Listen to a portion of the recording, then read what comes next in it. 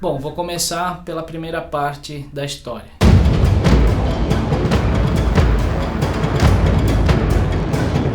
O Luan nos procurou para fazer um filme de lançamento da equipe que teria que ser algo grandioso.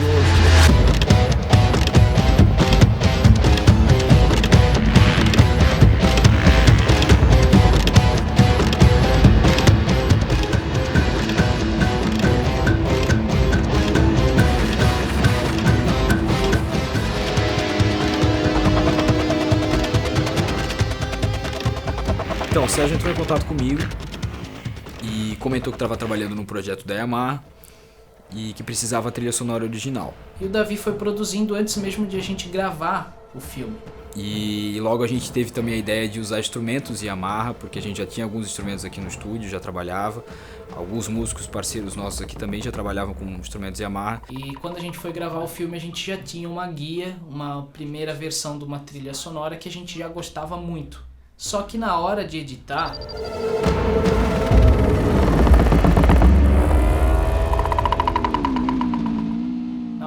a gente não conseguiu usar a trilha. Parece que ela era muito boa em alguns momentos, mas em outros momentos ela não estava funcionando. E aí eu liguei pro Davi e a gente passou por um drama assim, porque a gente estava correndo contra o tempo, o filme precisava lançar. Foi daí que eu falei com o Davi, cara, eu vou fazer o seguinte, eu vou editar sem trilha nenhuma e vou te mandar para te produzir a trilha em cima da sequência que eu montei. Aí ele curtiu a ideia, falou que seria esse o caminho. Que a gente precisava de uma trilha que ao mesmo tempo fosse tribal, fosse de ação, fosse dramática e fosse emocionante acima de tudo.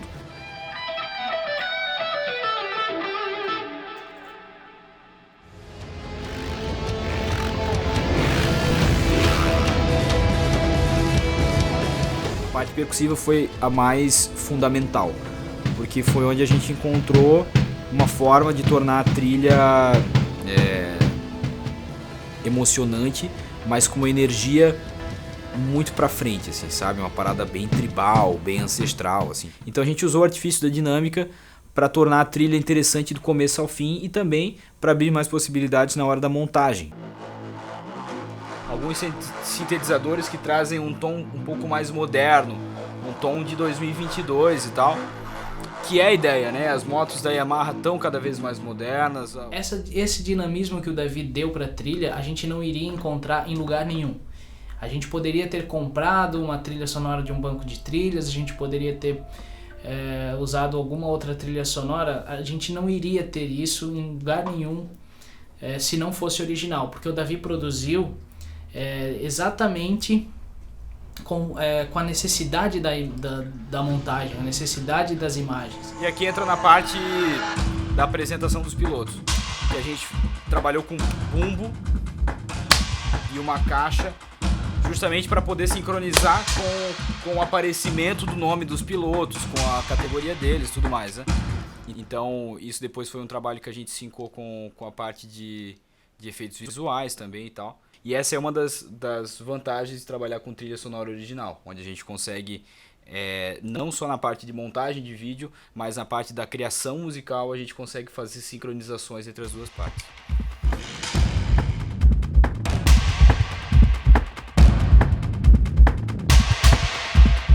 E é isso, são as vantagens de usar uma trilha sonora original, com um bom produtor de trilha, com bons instrumentos, e casando com as imagens que a gente tinha, que foram espetaculares, dos cenários espetaculares que a gente teve.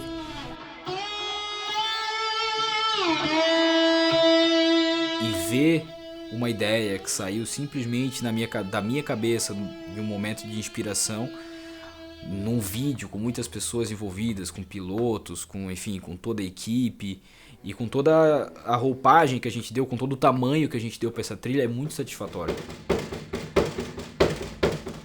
E o resultado tá aí, todo mundo curtindo e a equipe lançada para a missão 2022.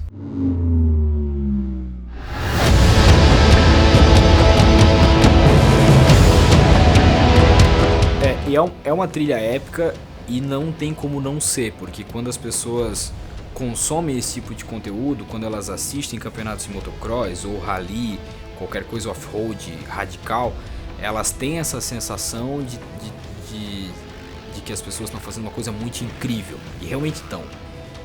É uma coisa incrível, é uma coisa épica, entendeu? A trilha só acompanha o que os caras fazem lá, porque né, meu... Os palavrão novo já. Mas acho que é isso.